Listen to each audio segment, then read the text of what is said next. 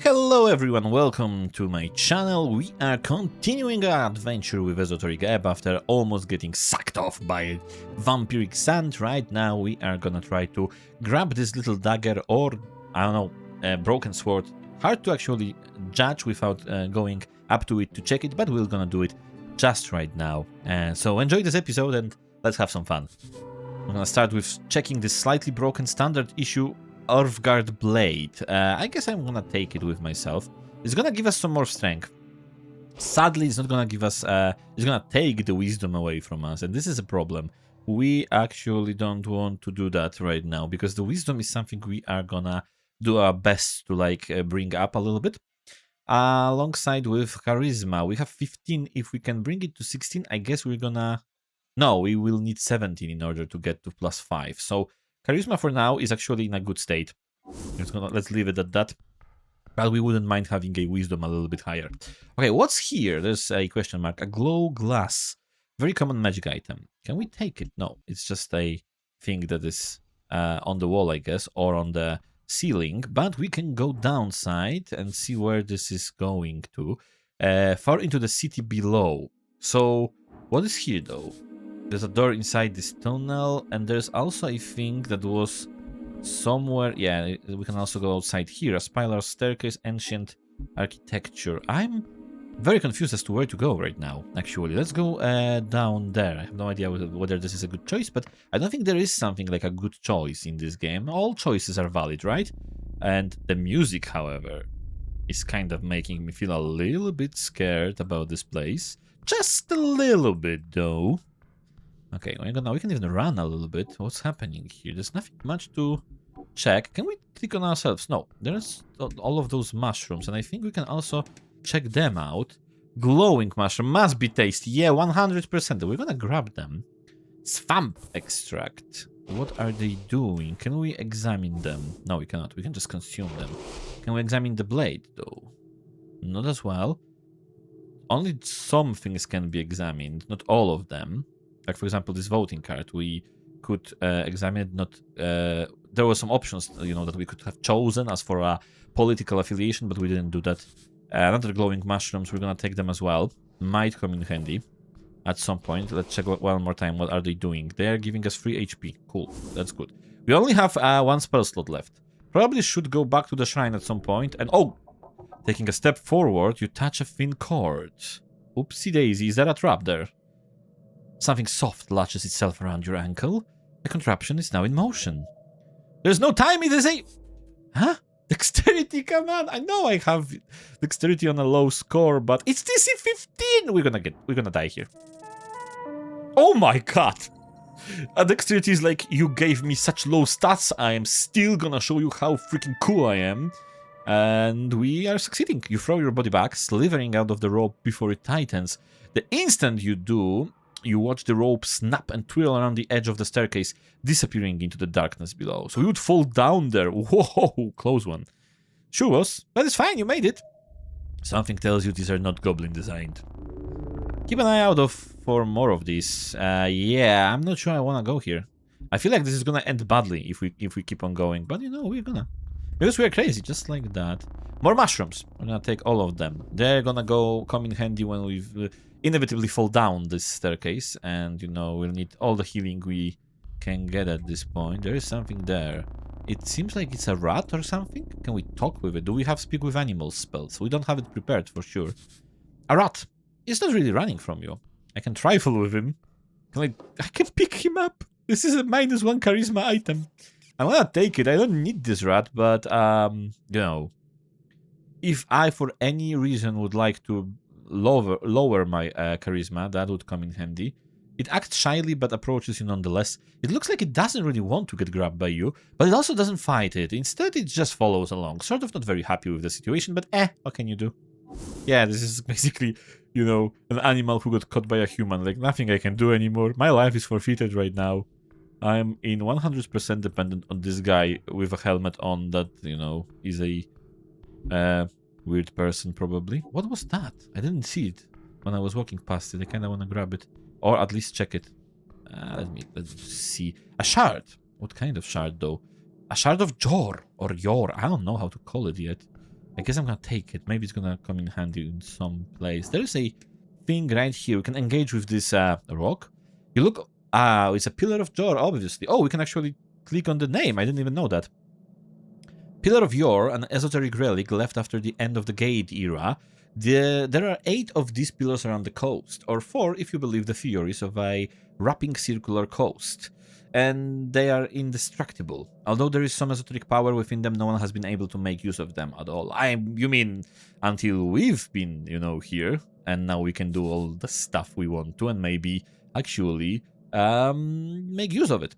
Gate era, a period lasting approximately 3,000 years, the first era named after the many gates opened by Yor to connect his realm with all others, ended around 2,000 years ago, if you trust modern scholars, of course. Okay.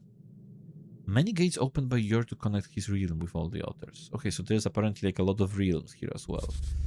Era modern scholars divide history on Yor into 5 eras. They use canonically important events as starting points for these eras, although this was easier when the arcanists of all the minor still had a common consensus.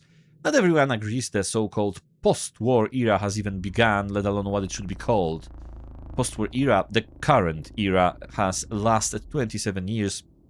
A name was chosen in which the name is subject to change. Obviously, we have added Esoteric Ebb. That's the name of the game. Can we play the game within the game? If that's the case... This meme has been overused, wasn't it? Like, so many times.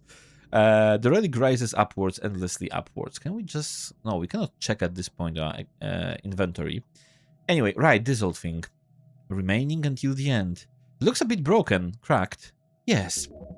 While the pillar is indestructible, it was once under heavy siege during the most intense moments of the Gate War. The legendary conflict between the beasts of Yor, the original gods, and the many others who tried to take over Yor towards the end of the Gate era. We have little information about this conflict, but it is known it led to closing of the gates and began the Fade era. Okay, so the dude opened the gates, then there was a Gate era, then the gates got closed, and the Gate era ended. That makes sense to me. Beasts of Yor, a term for the sentient folk who aligned with Yor during the Gate era, also known as the Antisepalian folk. Most are gone today. Antisepalian is an old Diminorian term meaning before the closing of the gates, used to refer to those who lived before the end of the Gate era, exactly 2027 years ago. Interesting.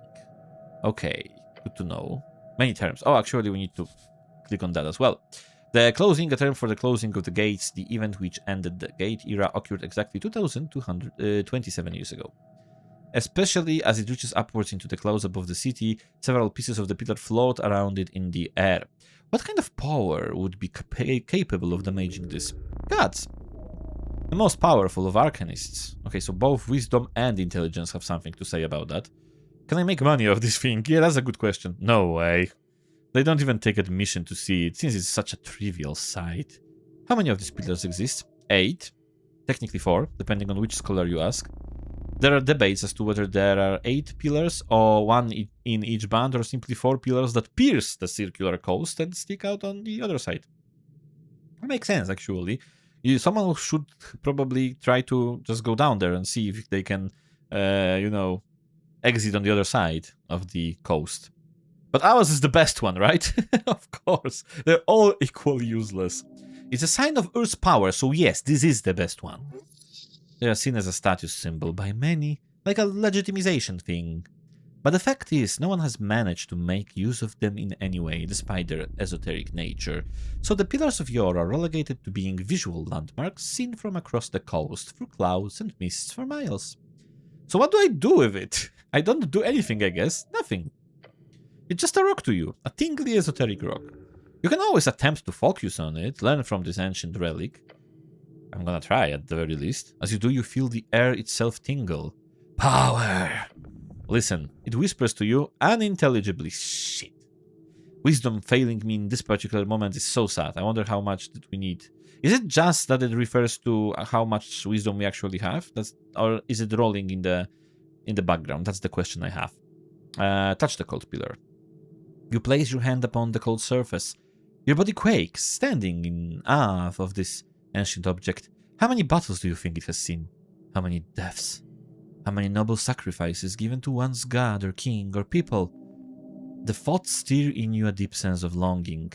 Perhaps one day you will join in that sacred sensation. Perhaps right now, it's DC 15! There's no way I'm gonna do it. Oh, no way. I mean, my strength is 10, so basically 0 modifier. I would have to... I have like, what? 25% chance to do it. I kinda am wishing to try it, but I feel like if it's similar as in Disco Elysium, maybe I'm gonna have some items that can boost my strength later at some point. Remember it. I'm gonna finish up here. Actually, do we have maybe some items that we can use to boost our strength right now? Even by 1 point, that could be... Well, there is a strength right here. But we would need another one. And we... Yeah, we don't have it. But the Shard of Yore is actually something that we can use in dialogs to unlock dice checks. Cool. So what I'm guessing right now is we could try this check on this pillar right now, and if we fail it, we can then use Shard of Yore to kind of unlock the check again, because usually it would remain inactive. But in this particular case, I guess we could just keep on trying as many times as you know, the amount of Shard of Yours we possess, but own actually, but I don't think it's the right moment to do it now. There is some door here. Oh, wisdom, success. The wall here, it is a door. Okay, so that's a hidden wall, I'm assuming. Oh, let's try interacting with it. You detect something unusual about this section of wall, specifically the ornate skull. This is a doorway. Thank you, wisdom. Run your hand along the surface. Your gloved fingers trace the stone. Smooth, cold, ordinary. Would we feel that it's cold through the glove? Wouldn't that mean that it's really freaking cold? Probably. Slightly warmer. Alright. A tile. Distinct from the others. I'm gonna press it. You push. A soft click. The wall shudders. Then slides open. Is there gonna be some kind of treasure right there? We were supposed to freaking investigate the tea shop. I forgot about it. We need to go back to it at some point, because right now we're investigating everything but the tea shop. Revealing a dark passage beyond. Cold air rushes out. Let's, can we go there? Okay. Oh, auto-saving. That means that we're gonna go into something problematic. There's gonna be a trap here. So freaking... First crypt of Urf. Oh. Oh, it might be a first crypt, but there wasn't only a single person in it. Definitely much more. Are those are all skulls? I think so. Okay, what can we... There's another rat here. Can we, like... A rat. It's barely moving among the skulls. We're gonna trifle with him. We're gonna take it as well. Okay. At this point, I feel there is some kind of, like, you know, thing that's gonna happen as we collect all the rats. So we have a white one and we have a black one now. And this one is clearly given up on any kind of self-preservation or happiness or hope for societal improvement. Okay, kinda wanted to maybe... Is there anything gonna happen when I put both of them on myself? Nothing except my stats are getting lowered. Okay. Interesting. This definitely is gonna mean something, but just later. Also, we've got that Esoteric Ebb something, if I'm not mistaken. There's a route to Yore's realm and you heard his voice. Find it at his closest pillar, which is deep, investigated on every level. Okay, so those are like kind of quests / thoughts. Similar to us in Disco Elysium, there was those musings or whatever it was called that you could kind of ponder as you were playing. What is that? Thousands of that. Well, I kind of see that. I thought there was something specific. Literal pile of skulls.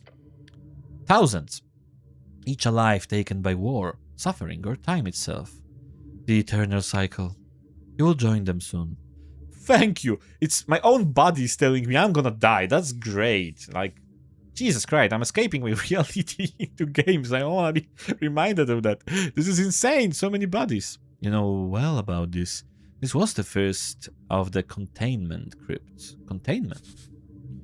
An area designated as confinement for bodies to avoid the risk of undeath. Many are erected beneath Norvik during the years of attempted reclaimment of the Cursed Lands. The first? Oh, this is Urf's first crypt. Built for himself, by himself. These bones belong to curse victims, those climbed by the Cursed Lands horrors.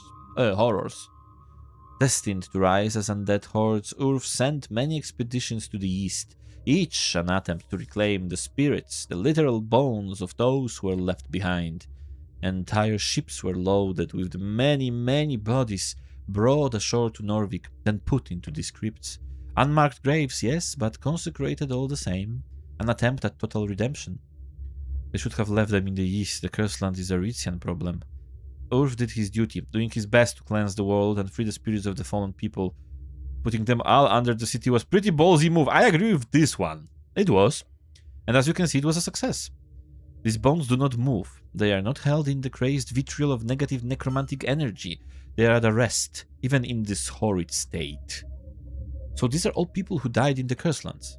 Yes, the greatest tragedy of your people. And this is how they ended up, simply due to the issue of numbers.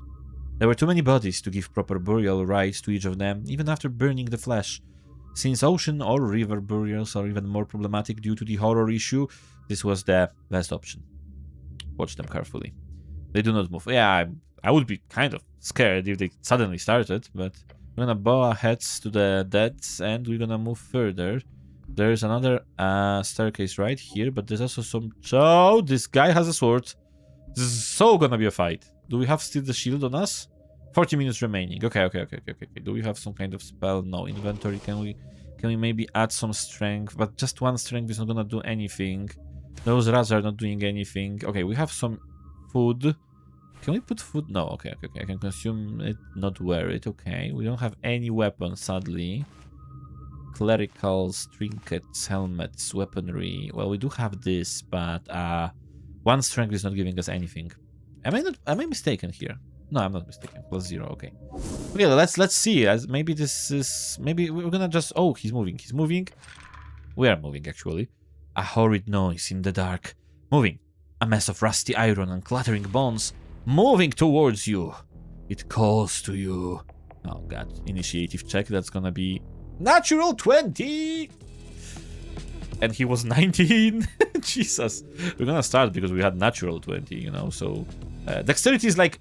Dude, you don't need to put any points in me. I'm just gonna... I have it. I've got it, and you can be safe with me as long as you know, roll those dice. Incoming undead, it is set on killing you.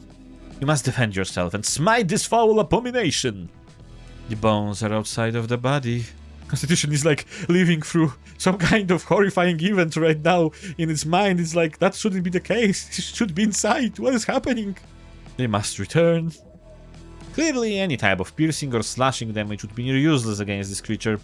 Blunt force is what you need. Thank you, intelligence. Can I just tell it to stop? That would be great. Oh my god, those checks are all freaking terrifying. 18, 15, 23. Can I just tell it to stop? Yeah, no. Talking ain't gonna help you here. Would hugging it help in any way? No. Okay. That is terrible. Nothing here is gonna help me survive this. Like, this option, straight up, unless I roll 20, is like impossible. Even said so on the screen. We're gonna try to dodge. That's so not gonna happen. Yeah, dexterity is like giving up this time. Dexterity is like, dude, I saved you so many times. Not this time. You attempt to move with the attacks, but you just end up stepping on your feet, nearly falling over, but not quite. Taking stilted steps towards you, the skeleton raised its sword hand. The blade... That's 2d6! He can potentially kill me in one hit! The blade comes down, striking you in the shoulder. A bone-chilling shriek emanates from the skull. This might be your last chance. The skeleton is growing more and more frantic. You'll have to push it further. What do you mean further? I cannot do anything to it. The dodge is lower. This check can maybe work. Yeah, I need to be full HP to even have a chance to survive his 2d6 damage, right? I'm just gonna heal up to max. That's the only way, that's the only thing I can do. Shield of Fate is already like being very useful. I guess we're gonna try to dodge. Not like we can do anything else. Let's go! Oh my god! Okay, we're gonna take this damage. It's not gonna be... Surely it's not gonna be more than 7, right? Surely. You attempt to move with the attacks, but you just end up stepping on your feet. He gives off a deep hiss as it again strikes at you. That's 7! That's 7. That's fine. This time stabbing you right in the chest. I mean, that's not fine, but the mail stops it from reaching your heart. Bones and iron stabilize in front of you, focusing on its only task. It hasn't been long, but now you realize the skeleton is getting its bearings. This will be the end. Your last chance. Take it or die by Ur's Valor. I cannot use... I'm gonna die here. This is DC 18. I just need to roll 18, 19, or 20. So not gonna happen. We've gave it a good try. Your swing misses the skeleton completely as it jitters back in an unnatural fashion, as if it is animated by some foul punch-dodging force, more or less. The skeleton lines up a strike. You see it coming, as if time itself slows down. Just for your final moment, you watch as the rusted blade perfectly strikes at your throat! Death by skeleton. Well, that's not a good death, I would assume. The cleric died like a true cleric should, in battle with the undead. Perhaps one day he will join them. Well, this sucks. Well, we can still continue. We didn't make it far last time, that's my bad. I should have made it more clear. The city below, the dungeon, well, that's more of a level 3 area. Then again, if you're feeling lucky, you could always try again. I'm not gonna. I wanna continue, but I wonder if I'm supposed to go for a new game or just continue. I'm gonna continue, but I'm gonna see what we're gonna actually do here. So where are we in this particular moment? Okay, we were here. So this place is dangerous. We've learned that the hard way. We're not gonna repeat that mistake. We're just gonna like jog out of here. We're gonna... But I'm wondering right now, should we go like explore some other places here? Or should we just straight up go back above, you know? I think maybe we should just go back above. I think this might just be like the very check for the trap was enough to kind of instill the, you know, idea that this may be a bad place to be. I wonder if you would die there though, you know, as the trap got triggered. We had a really good roll at that point, but I'm gonna go back. I don't want to be here. This is a not a place to be at this moment, but there is also a place here. And the door is locked. Okay, that, you know, limits the number of the amount of options that we can use. Good, actually good. Because too many options also can be really, you know, problematic. We are, however, gonna prepare spells. We can do that. Oh, wait. Can I rest here then? Yeah, praying is gonna give us back the spell slots, right? Tranquility. Okay, we can contemplate the Pillar of Yor. Let's do that. The Shield of Faith expired, but that's fine. Go deeper. Meditate. Learn and study. Oh, okay. That tells us that we just need to go under this place, which is very dangerous, and the skeleton is gonna kill us in one, in 3 hits, as it turns out. Anyway, we're gonna finish the prayer. Wait, we didn't receive those spell slots back. Am I mistaking something? I thought that just by preparing the spells we're gonna get those back, but maybe that's not the case.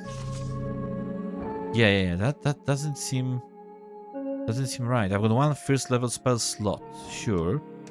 I mean, it would be kind of stupid if you could just easily regain those spell slots like that, like too easy in a way. Okay. That's not the case, right? Short rest. Okay, spend 1 hour to recover, gain HP back, remove 1 level of exhaustion, and restore 1 spell slot. But this takes 1 hour. And if we do that, our shield... Oh, our shield already has freaking declined. So, okay, I'm gonna rest for... No, I don't know how valuable the time is right now. Maybe it's very valuable. Let's go. Let's go. And... Oh, experience. You gain experience by completing quests. It's gonna be much more difficult to get more...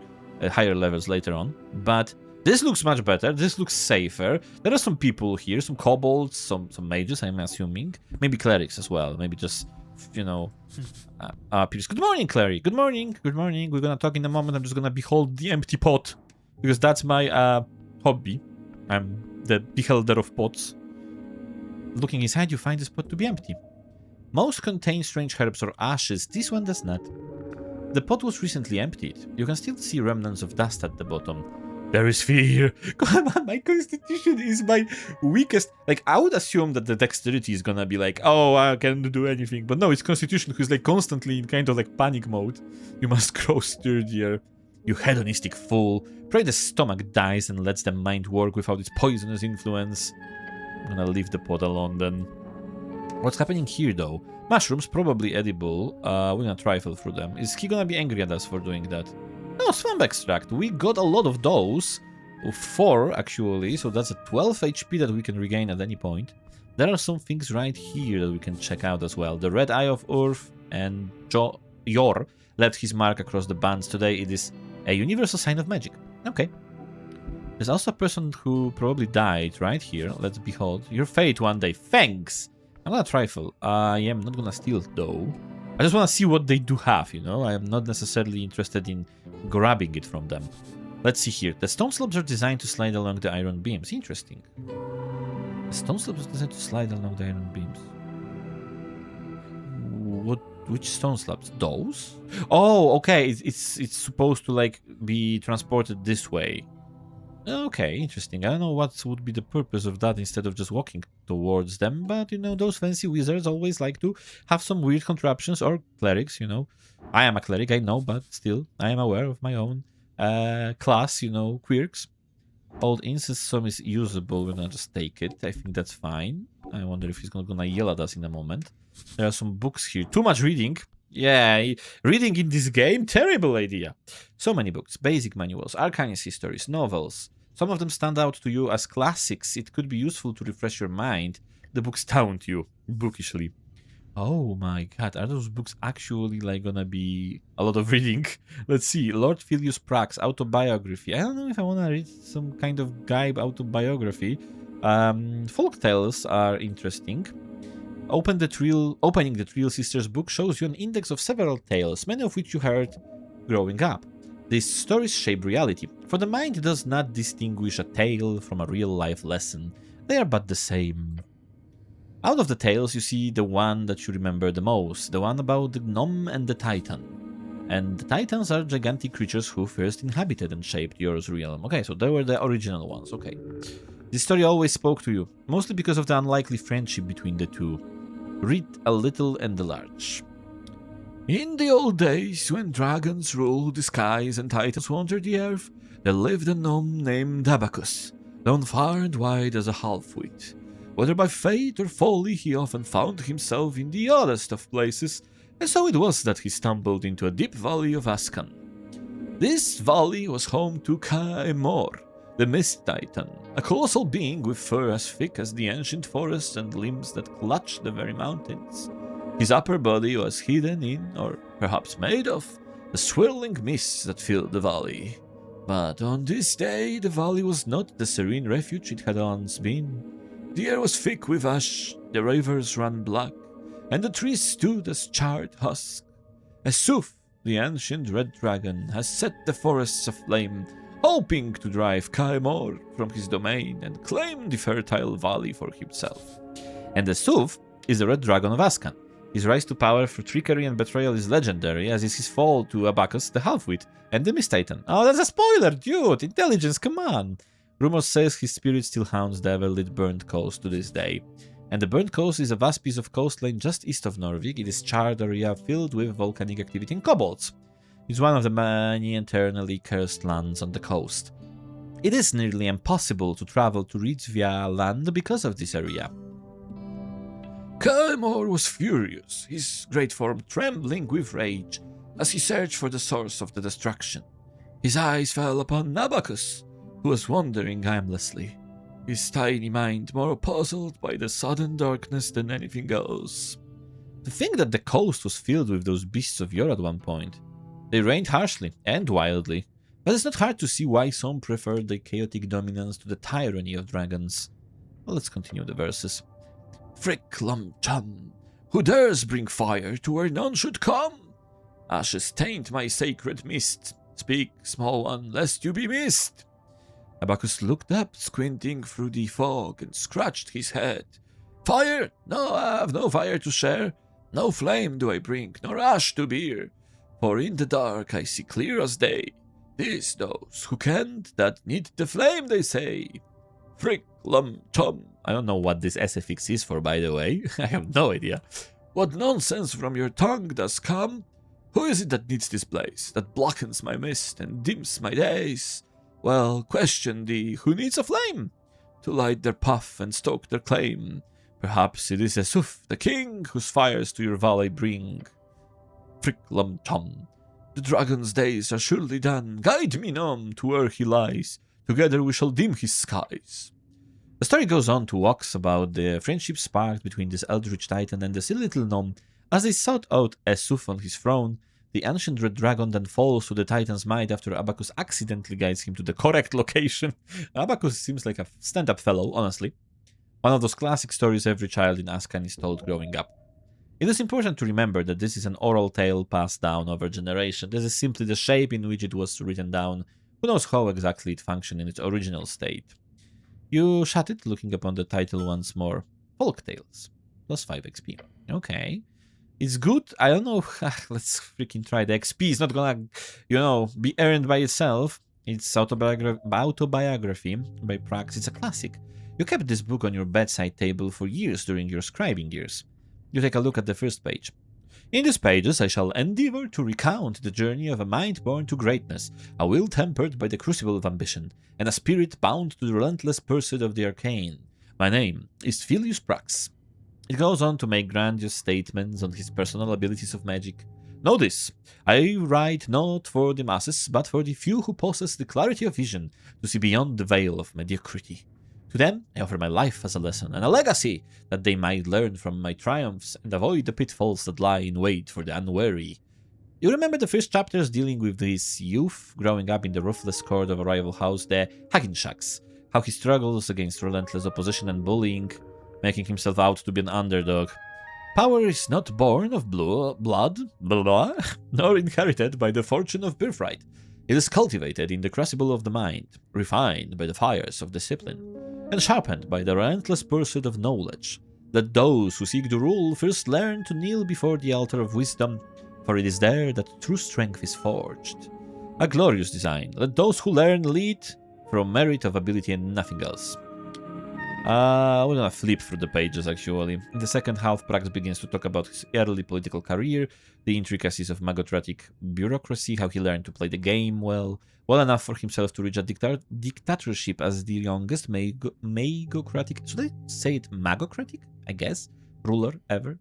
The rest is mostly a collection of meditations surrounding magic and power.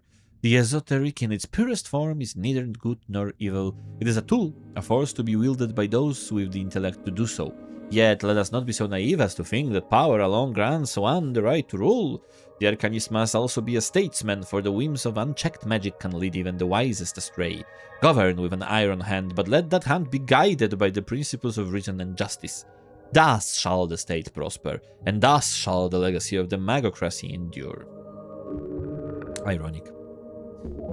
I see not ironic here, only truth. In the House of Power, the arcane shall be a shield. Interesting. A first level abjuration spell can be cast as a reaction. Okay, thank you, intelligence, for letting me know about that.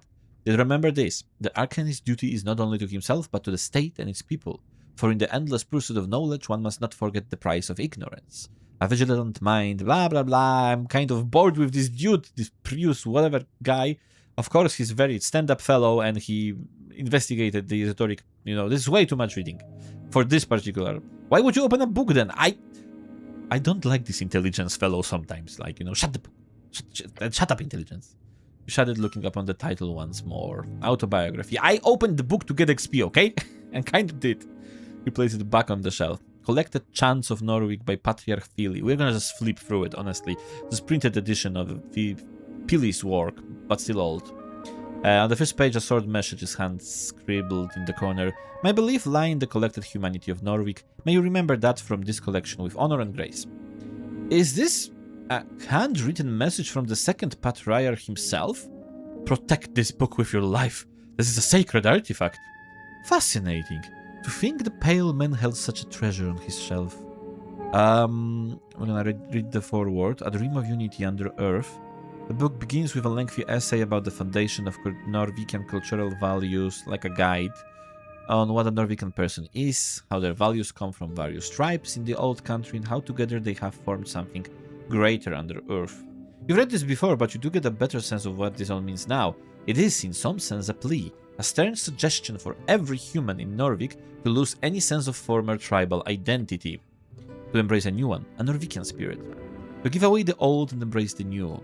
It is not a completely bad move. To unite the folk is to build commonality, to lower inequality, although of course there were many direct ways the state at the time made sure that the old did not remain in the shadows, violence and oppression at times. The text directly explains how a new Norwegian culture will help the city grow and fight against inequity and injustice through unity, mainly by being generous and not hoarding wealth. Then finally it does touch upon the connection with dwarves as well, and how the Norwegian spirit is not contained within humans only. It is not just blood, it is sweat and tears as well. Those folk unite with us will not be seen as an order. No, they too are Earth's folk. They too are Earth's guard. That's the longest forward. Yeah, it's like 5 pages. Oldman likes to ramble.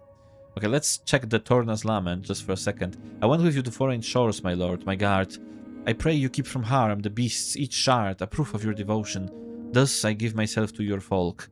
I gave my life for a home at the river, in that sliver of land, to vanquish the beasts who roam, the evil who lair, the fires that burn, to build a life along the river.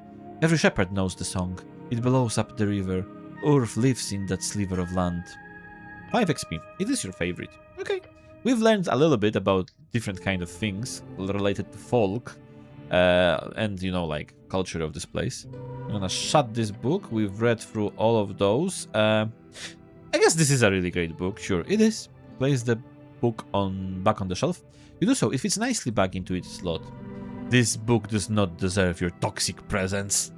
If you were stronger, more capable, then perhaps you could have carried that weight. What? You really want the book. One day it could be yours. This is very confusing. I'm just putting back the book. Let us forget this for now. The book stares at you from the shelf. I'm gonna leave the books alone, but it seems like Strength is really unhappy with the fact that this book is not gonna be on possession. What's that? A thick tome. Another tome. What is that book? Let's gonna just check the title at least. You flip the tome open. These are fine. There are fine and handwritten letters scattered across the pages. You can read these symbols, but they are in Old Draconic Diminorian, the common language of men, spread across the coast during the Arcane Era to become the lingua dominans in trade and politics. Arcane Era was the 4th out of 5 eras, when the Arcanists rose and dominated the entire coast, only to fall when the Coast War crumbled their empires to dust. A near century-spanning conflict, that Coast War of course, between every great nation of the Arcane Era, scholars estimate it claimed more than half of the entire human population. It is said to have begun in 398 AE by the inciting spark of the assassination of Priestess Ilona, and it generally agreed to have concluding with the fall of Taizen in 481, 57 years ago. The final moments of the Battle of Taizen, when the floating city descended upon the coast.